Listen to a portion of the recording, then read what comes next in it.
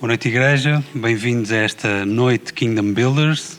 Olá, igreja, olá, família. Este é um momento em que podemos começar a conversar e a abrir e a desvendar a mensagem maravilhosa que nós temos preparada através de uma entrevista que fizemos ao líder mundial dos Kingdom Builders, o Andrew Denton, que eu troco sempre o nome.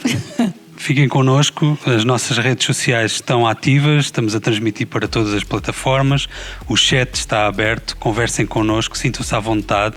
Se é a primeira vez que estás aqui, diz um olá com o emoji da mão, faz-nos as perguntas que tu quiseres, que se quiseres descobrir o que é os Kingdom Builders ou como podes te tornar um Kingdom Builder, nós vamos estar disponíveis para te responder também e principalmente para partilhar contigo esta incrível entrevista que nós fizemos ao Andrew há uns dias atrás. E também, já agora aproveita, se é a primeira vez que estás connosco, é bom saber que estás em casa e estás em casa rodeado de pessoas que amam Jesus e que te querem conhecer. Por isso não percas esta oportunidade de saber como é que a vida deste homem que vai falar já a seguir se foi transformada não só pela forma como ele conheceu a Deus, como ele passou 2 semanas a pedir a Deus para se revelar na sua vida e como depois de a sua vida pessoal estar por um fio, ainda assim, Deus fez um milagre, muito mais do que nas suas finanças, muito mais do que nas suas empresas, fez um milagre no seu coração.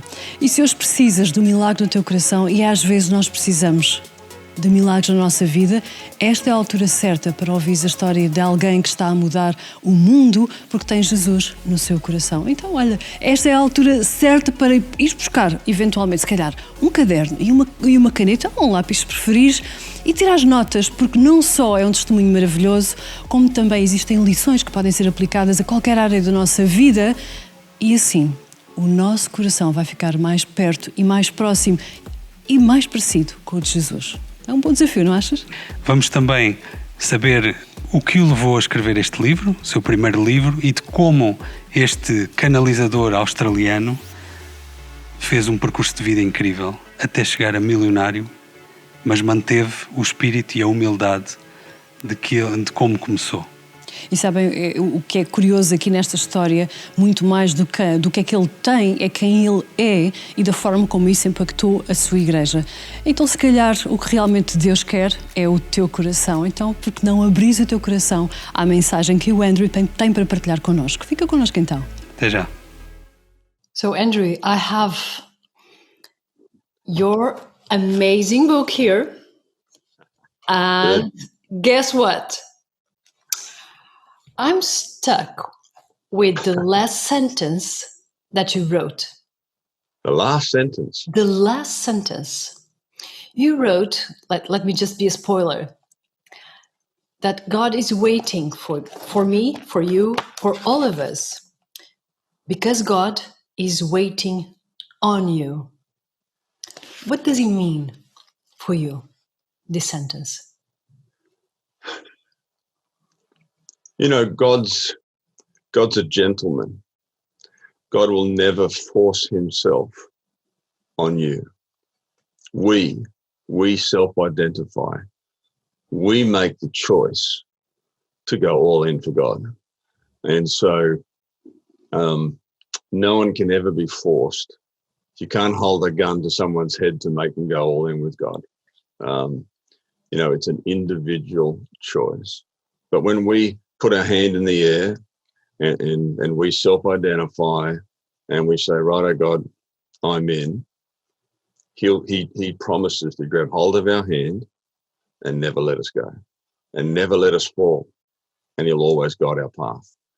But we make the choice. Well, you didn't know that when you were 11 and you were living by the beach and having this battle between surfing and school. I think surf won. Can you tell us more about it? Surf definitely won when I was from 11. All I wanted to do was surf. I probably surfed at least twice a day, sometimes 3 times a day. I had a lunch pass as well. I'd go home at lunch and surf over lunchtime. If the surf was good, I wouldn't go back to school. So it's all I cared about. And, I was young, obviously. But situations had to change. And you actually now have, I think you have a PhD on trust. Because knowing your story and knowing how God actually challenged you all these years to trust and take risks. And it's more than being brave, because being a kingdom builder, it's much more than just be willing to give. What is to be a kingdom builder for you? I think the definition of a kingdom builders are just a group of people who've decided to go all in with God. It's definitely not about the money. So I believe that this group of people have basically decided that they're not going to trust in themselves anymore. I know that was for me. That we're going to make a decision. We're going to trust God 100%. A lot of Christians are probably 75%. They trust God. And unfortunately, when they're 75%, they trust God, but they want 100% of the blessings. And it doesn't work that way. We've got to be all in. And when we're all in, God promises for us are actually quite incredible. And, my wife and I, we've experienced that the last 24 years since we decided to go all in.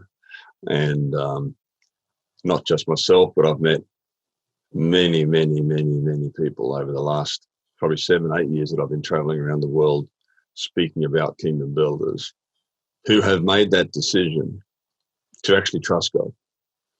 And, it is a game changer. I know for myself, I paid lip service that I was trusting God. But I always had 2 and 3 backup plans that relied on Andrew, not God. But I had to get to that point in my life where I had to say, you know what, I'm fully reliant on God.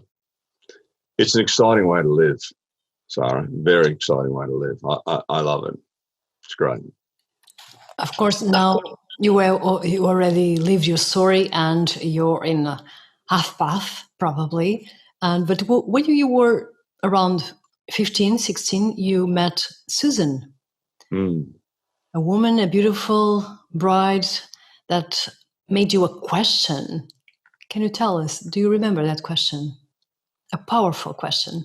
It was a powerful question. Yeah, I was only 16 years old, and she asked me what my 5-year plan was.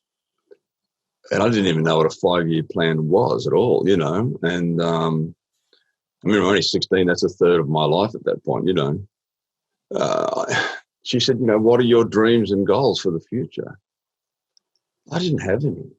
I thought as far as I could think was Saturday, and what was the surf going to be like on Saturday? I never thought any further ahead than the week.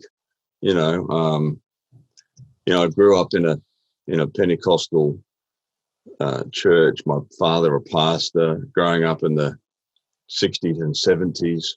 I mean, Jesus was coming next week. You know, we weren't taught to think about any further, you know, and so it was a very foreign thing for me to think about the future. But meeting Susan changed my life, and you know, she taught me to think further ahead, and she's still teaching me 40 years later. It's interesting to see because you actually, in her eyes, were qualified to be her husband. No. And so you had children, and you had also a lot of jobs, and you were working at 22, 7 days a week. Tell us more about that phase of your life. Yes, well, you know, I was married. We were married at 20 years old, and I was a father by 21, and had all 3 children by the time I was 26. And from age 21 to 31, you know, you're right. I worked from 6:30 in the morning till 10:30, 11 o'clock at night, and I did it at least 6 days a week, sometimes 7. And yeah, it was a crazy time. My life was completely and utterly out of balance. I was still a Christian. I was still going to church on Sunday. I've been to church every Sunday of my life. But the problem was I was relying totally on Andrew and zero trust on God. And it was a terrible part of my life. And it wasn't until at age 31 that one day coming home, my wife reminded me, she said that she was a single mother with 3 kids. And I didn't like hearing that, and we got into an argument. But, you know, in the end, it was the shock that I needed to realize that something had to change. Everybody wants better results, but not everybody wants to change. And I knew I had to make drastic changes in my life. And one of the first things that I knew that I had to do was I had to find out what my purpose was. I had to find out what my God-given purpose was. And, you know, I prayed for 3 weeks, just 3 lousy weeks. It didn't take that long, really, 3 weeks. But in 3 weeks, God gave me my answer. I say 3 weeks. I think it took me 3 weeks to give in. I think the first week I was at maybe 50%. Second week I was at 75%. By the last week I was 100% fully surrendered. And that's the thing, you know, God can't work with us until we're 100% fully surrendered. If we're holding something back, he can't work with that. And so when I was finally fully surrendered, I said, all right, God, it's all you. He quite clearly showed me then.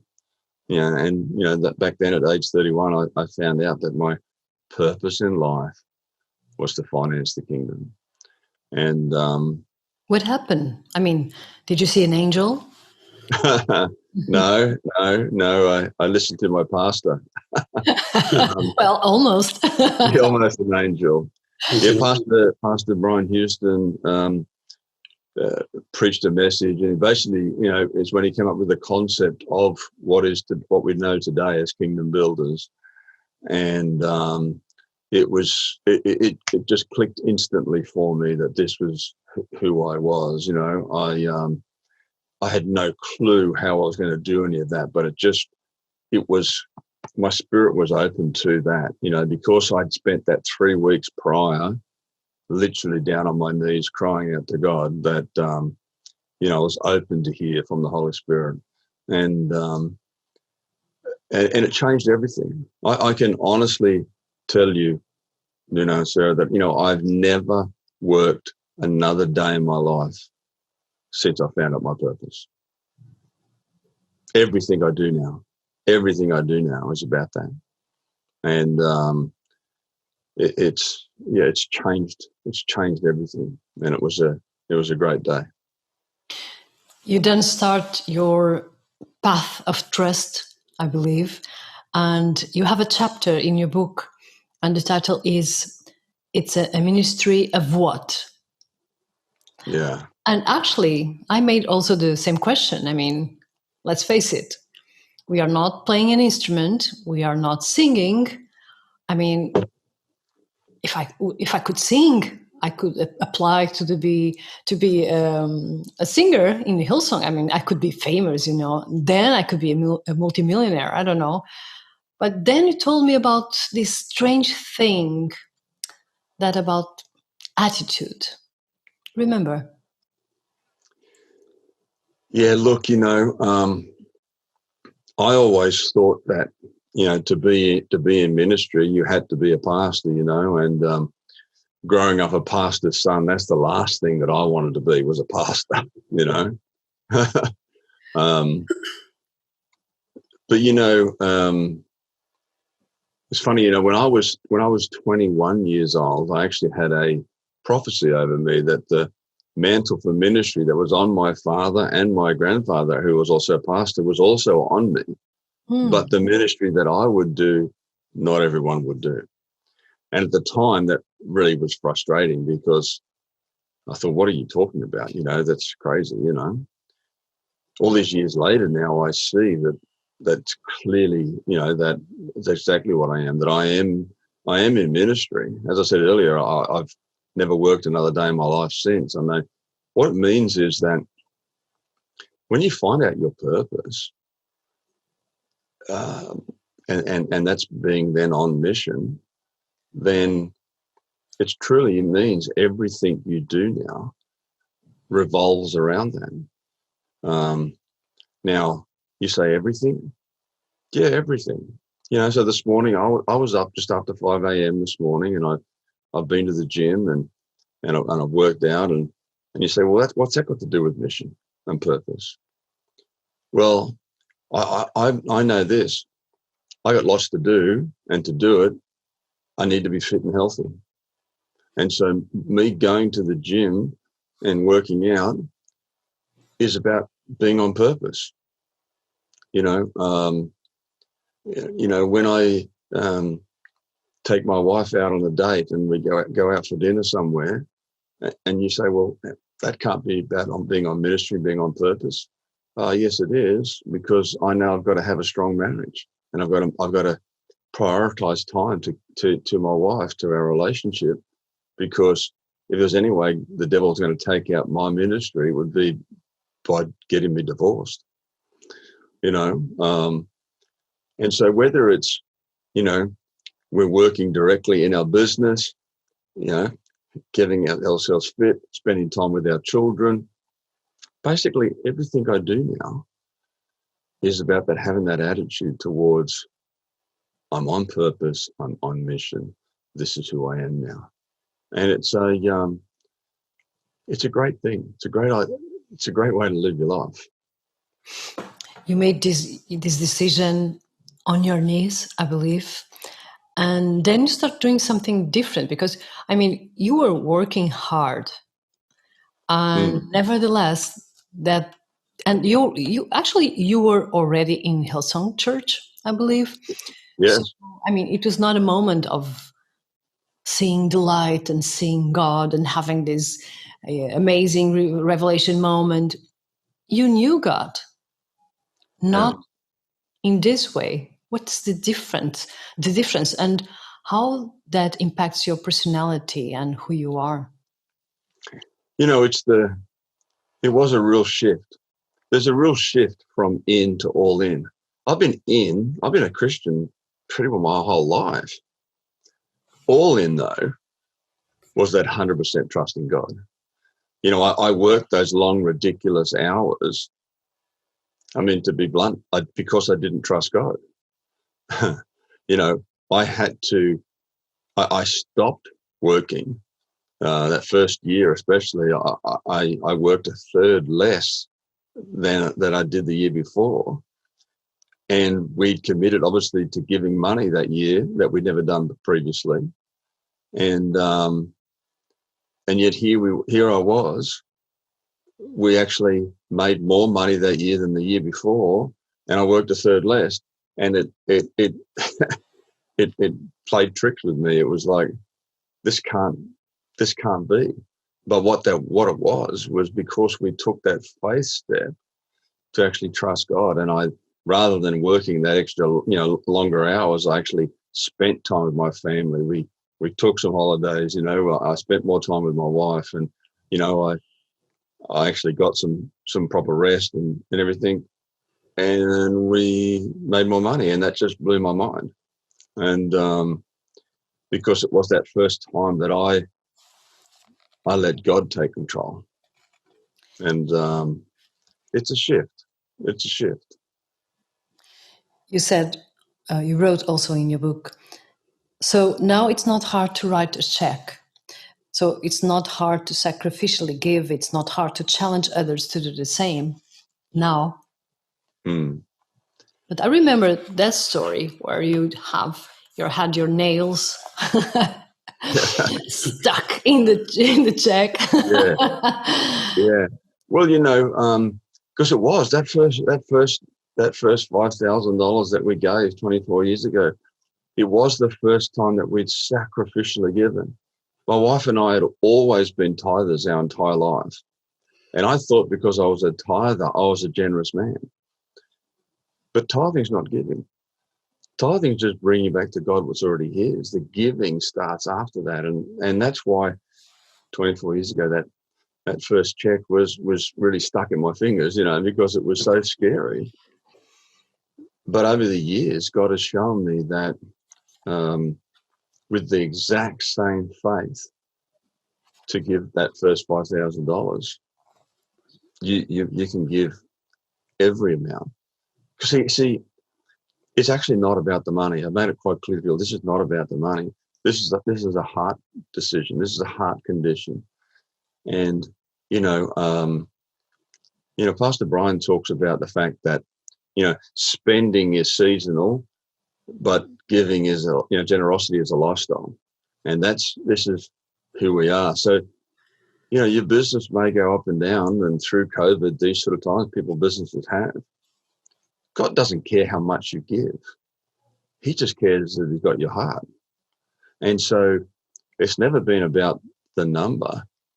It's been about the sacrifice. That's why we talk about it. It's equal sacrifice, not equal giving. And so, for, a young single mother, what she gives compared to, the CEO of a large business, the dollar amount may be different, but the heart condition's the same. And that's all God's concerned about. It's about the heart condition. Can you be a kingdom builder during the pandemic? What's the difference? Yeah, what's the difference between living a pandemic situation and a normal situation? Look, obviously, some people's businesses and their incomes and that have been affected more than others. But I also believe this, and I write about it in the book. I know that God knew about the COVID-19 pandemic, and he knew the answers to it before we knew it was even coming. Yeah. And so my advice to people is don't hold back. Continue to trust God. Now, don't be stupid. Be dangerous, though. But continue to still take the faith steps. I tell the story in the book there of a man who, when COVID first started, his business, was shattered like most people's. It was completely stopped. And he really felt that God challenged him to give his way out of this. And he was like, yeah, but that's the opposite, God, completely to what, the world is telling you at the moment, hold back, hold all the money you've got because we're in tough times. And yet God told him, give. And in fact, I asked him to come and do some work at my house, and did some work at my house, not knowing that he was going to do this. And then when I came to pay him, he said, no, I don't want you to pay me. I said, what are you talking about? He said, no. He said, God's told me to sow this today, to sow it. I said, oh, well, I didn't ask you to come here for nothing. He said, no, I know that. He said, but God's told me to sow this.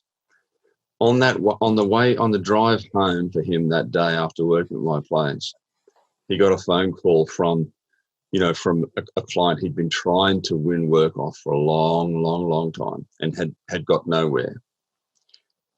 Cut a long story short, he won so much work off this company that he had to increase his employment of people by three times the amount of people. Wow. He went from 5 people to about 20 people.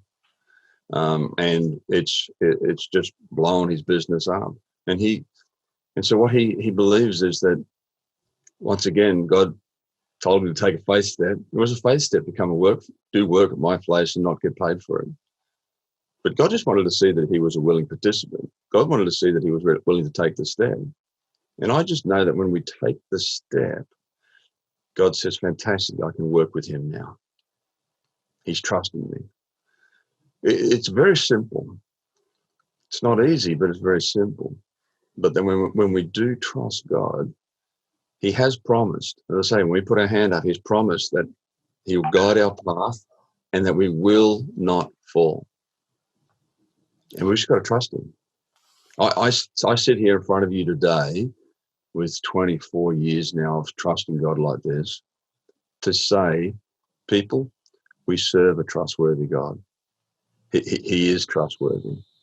He is trustworthy because I'm still here all in after all these years.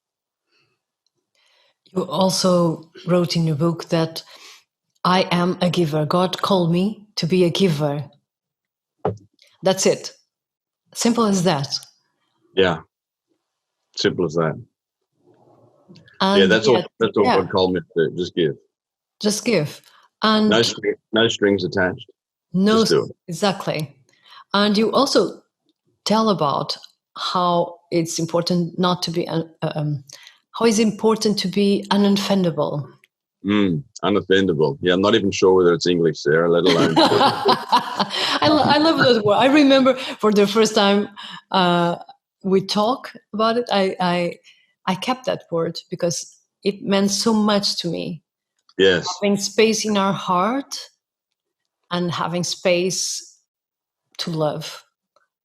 And yes, it's a tough one. That's why I talk about it, because the devil's not happy. He's not happy that you're going to be a giver.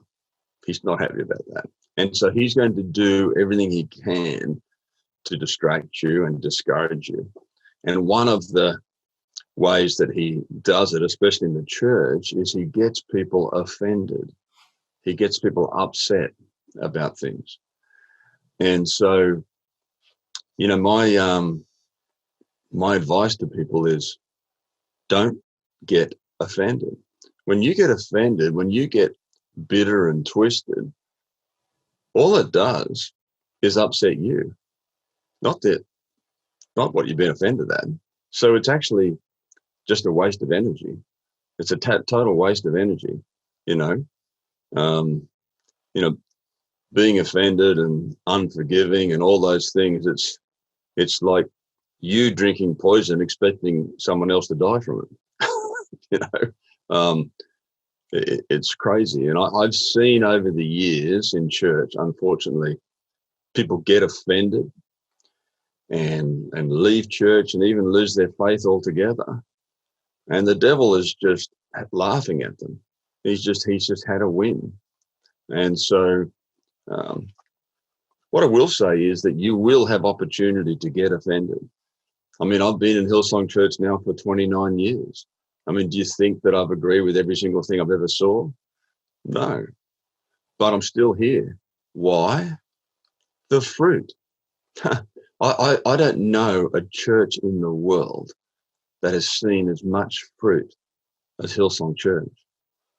There are across, obviously, all our campuses across the globe, there would be thousands and thousands of people who make a decision for Jesus every weekend. Here's what I know. The bottom line of a kingdom builder is you have to have a soft heart for the lost. If you don't have a soft heart for the lost, you won't do this. It's too hard. But you have to have that soft heart for the lost. You know, I'm a big, ugly Aussie, but I tell you what, I got a soft heart for people, and I got a soft heart to see people's lives turned around. That's what we do as part of Hillsong Church. That's part of the vision of our pastors. And, you know, if my pastor's vision is that, I believe as kingdom builders, it's our job to finance it. The pastor sets the vision, but the kingdom builders set the pace.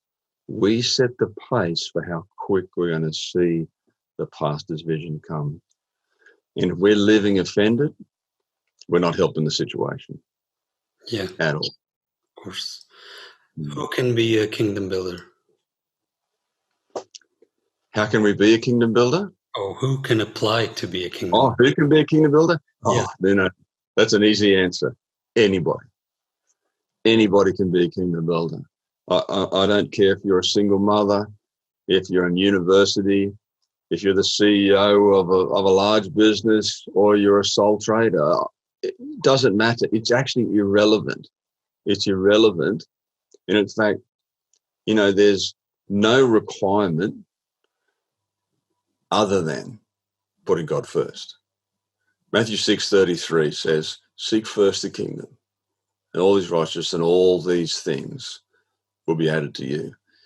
It doesn't say only if you're a big ugly plumber from Sydney, Australia, does this work. No, you know, it doesn't. And thank God it doesn't, because, you know, it literally works for anybody in any situation, any part of the world. You know, and I've seen young ex-drug addict in jail, young men who have become kingdom builders, to single mothers, to, you know, I met a lady who at 76 years old started her business at 76 because she said, I need to earn more money to be as a kingdom builder because I want to give more. She said to me, do you think I'm crazy at 76 starting a business? I said, not at all. Not at all. You know, she was as sharp as a tack, you know. And so it's for anybody and everybody. Even a pastor? Even a pastor. Yeah, I do. I believe that, well, put it this way. My pastor, Brian Houston, he's never asked me to do anything he wasn't prepared to do. And so, you know, I believe that, you know, it's just as important for pastors to show the way as well. Why not? I mean, it doesn't say that this works for everybody except pastors. I say everybody can do this. Yeah, it's pretty cool. What do you have to say to your dear Portuguese brothers and sisters that are already kingdom builders and those that are curious about it? Well, first of all, I love your country. I love Portugal, and I can't wait to come back there one day in person. That would be fantastic. You know, if you've already made that decision to be a kingdom builder, keep going. Don't quit. Don't quit. It's not always easy, but I tell you what, it's certainly worth it. If you're listening to my message today and you're not yet a kingdom builder, what have you got to lose? What have you got to lose? My encouragement, my strong encouragement to you is take the faith step. Decide to trust God. You know, 24 years ago, I said to my wife, we're going to go all in. If this doesn't work, we're going to go all out, out the door. I'm having trouble hearing you. Oh. Siri was talking to me. But, you know, here we are 24 years later, still all in. I was prepared in that first year to give it a go. And if it didn't work, I was going to quit. I'm still here. And there's nothing special about me. I never finished school. I'm only a plumber. I've got great qualifications at all. So it's not about intelligence. Thank you, Jesus. It's about just trusting God. And I know that whether you're in Portugal, whether this is Brazil, wherever it is, doesn't matter whether you speak Portuguese, whether you speak Spanish, whether you speak Chinese or English, doesn't matter. It's irrelevant. God's promises are for all mankind. And I know that what God has ahead for you, his promises are above and beyond what you can ask, think, and imagine. That's a pretty cool promise. I used to think that was a ridiculous verse in the Bible, but it's true, people. I've seen it in my own life. God can do this for me, he can do this for you. Take the step. Andrew, thank you so much for your time and for your blessing, and also for your encouraging in your book. We know that it's going to come out in Portuguese real soon. Yes, very soon. Very soon. It's being translated right now. Hopefully by the end of November, we will have the book, and I'm so excited to see it in Portuguese. Yeah, that's for you guys. Yeah. So thank you again. We hope to see you soon here with us. And God bless you. God bless your ministry, and God bless your family. And thank you for helping us to be who we are today, and helping us to also establish this ministry in our country, and helping our Pastor Mario and Amelia to be who they are, and to help them to fulfill the vision that God gave them. Thank you so much. Thank you, Andrew. Thank you. I love your pastors. They're awesome people. And Nuno and Sarah, thank you for all you're doing for Kingdom Builders as well. And all I say is this: muito bom.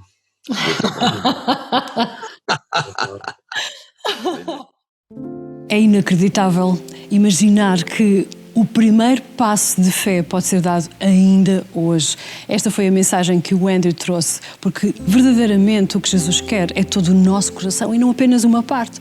Então hoje é o momento em que tu podes efetivamente fazer a melhor decisão da tua vida. Uma decisão de amor, uma decisão que vai levar a uma nova forma de estar, a uma nova dimensão espiritual. Sabes porquê? Porque Jesus vai estar no teu coração e apenas precisas fazer uma coisa. Faz a decisão e toma a decisão com todo o teu coração e diz a Jesus: eu quero receber-te hoje como meu Senhor e Salvador.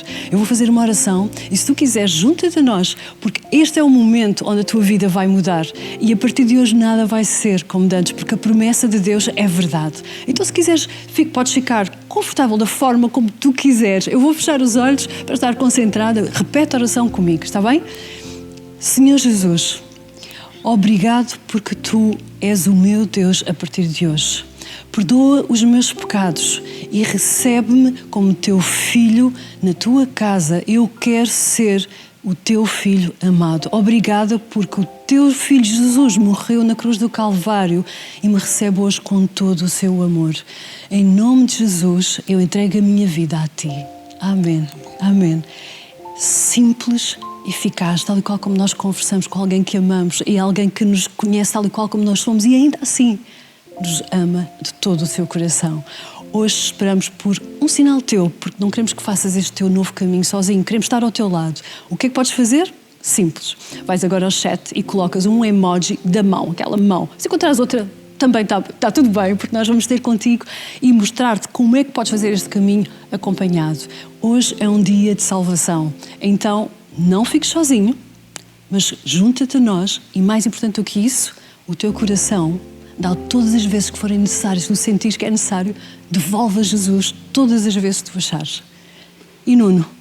Se quiseres também saber mais sobre como te tornares um Kingdom Builder, os contactos vão aparecer no ecrã. Nós estamos disponíveis e responderemos às tuas dúvidas, às tuas perguntas, a tudo aquilo que tu queiras saber sobre este ministério, porque ser generoso não é só para alguns. Todos nós temos esse potencial de sermos extremamente generosos e ter uma generosidade extravagante, porque se nos limitamos àquilo que nós achamos que conseguimos, nunca vamos conseguir aquilo que Deus nos quer desafiar para sermos, que é extravagantes na nossa generosidade. Também te incentivamos a contribuir para a casa. Esta é a nossa casa, esta é a nossa igreja e há várias formas que nós podemos contribuir. Especialmente se és da família. E se és da família. Esta é especialmente Sim. para membros da Hillsong, está bem? Fiquem confortáveis da forma como... à vontade. Exatamente. As formas de contribuir vão passar também no ecrã. Há várias formas de os fazeres. Pensa no que queres fazer, pensa naquilo que queres construir e pensa naquilo que está nas tuas mãos e que pode ajudar a igreja a chegar a muito mais pessoas. E mais importante, deixa-te desafiar por Deus neste momento, na forma como Ele está a falar ao teu coração. Desafia, a sério. Deus vai responder, Deus adora desafios. Nós também adoramos desafios. É verdade. E para nós foi um privilégio estar aqui esta noite, convosco, mostrar esta entrevista e queremos vos agradecer por terem estado aí também desse lado e queremos que Deus vos abençoe muito com tudo aquilo que foi dito esta noite. Obrigado por terem estado connosco. E já agora, uma notícia exclusiva só para vocês. O livro do Andrew vai estar traduzido em português e vocês vão poder tê-lo em primeira mão. Então fiquem atentos e guardem esta notícia só para vocês. Até qualquer dia, então. Adeus.